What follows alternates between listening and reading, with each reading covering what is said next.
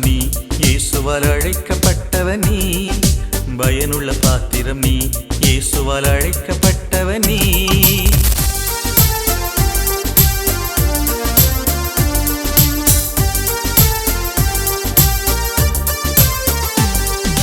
ஒலிமுகவாசலில் தொழுநோயாளிகள் நற்செய்தி ஒன்று சொல்லியதால் பட்டணத்துள்ளே உணவற்றோரின் பசியினை முற்றும் போக்கியது.